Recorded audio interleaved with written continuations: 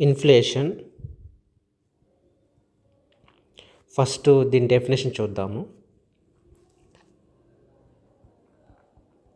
Continuous rise in the prices of goods and services and fall in the purchasing power of money. ఇక్కడ చూడండి, continuous rice అంటే ఇప్పుడు మన ఏదైతే financial year ఉందో, ఫినాన్షియల్ ఇయర్ మనకు April 1st స్టార్ట్ అవుతుంది. ఫర్ ఎగ్జాంపుల్ ఈ ఇయర్ తీసుకుంటే 2025తో స్టార్ట్ అయ్యి 31st March 2026 ఎండ్ అవుతుంది. ఈ 12 monthsని మనం మొత్తం ఒక 4 quartersగా డివైడ్ చేస్తాం.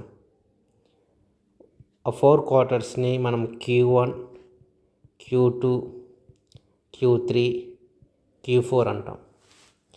ఓకే, Q1 అంటే మనకు ఏప్రిల్, మే, జూన్.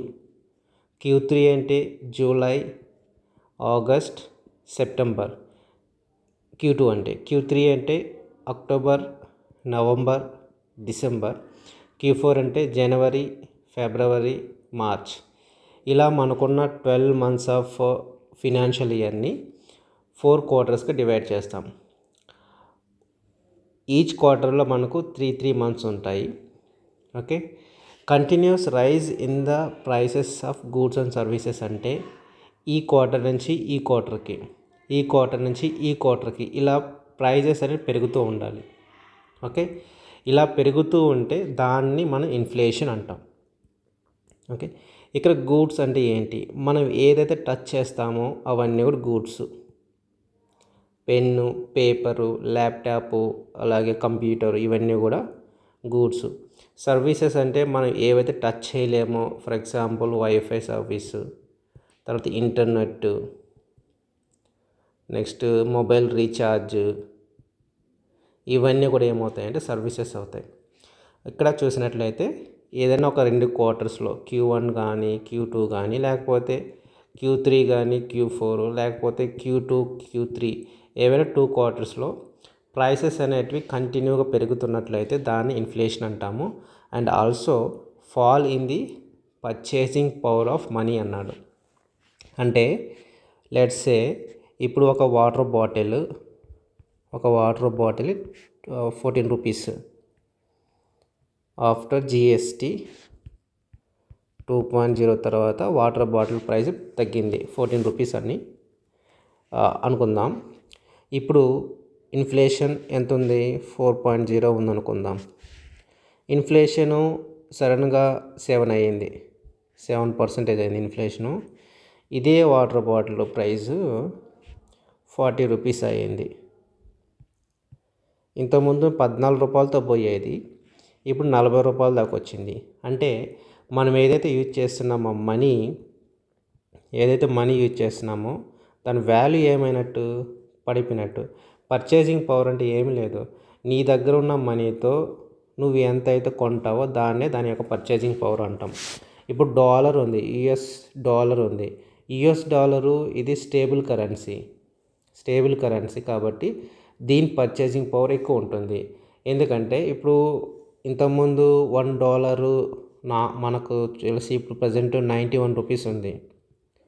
ఓకే, ఇంతకుముందు $1 8 rupees ఉంది. ఇప్పుడు ఎవరైనా USA నుంచి ఇండియాకు వస్తే అతను $1 ఇస్తే ఇంతకుముందు 80 రూపాయల విలువైన ప్రోడక్ట్స్ అండ్ సర్వీసెస్ మనం ఇచ్చేవాళ్ళమి. ఇప్పుడు $1 ఇస్తే ఎంత ఇస్తున్నాము? 91 rupees ఈక్వలెంట్ ఇస్తున్నాం. అంటే ఇంతకుముందు $1 తీసుకొస్తే ఓన్లీ 80 rupees కాస్ట్ ఉన్న ప్రోడక్ట్ని కొనగలుగుతాడు. ఇప్పుడు అదే $1 ఇస్తే అంటే ఒక నిమిషం, $1 $80 అన్నాము. ఇక్కడ $1 $90 అనుకుంటే, ఇంతకుముందు $1 తీసుకొచ్చి $80 విలువైనటువంటి ఒక సమ్ ప్రోడక్ట్ని కొన్నాడు.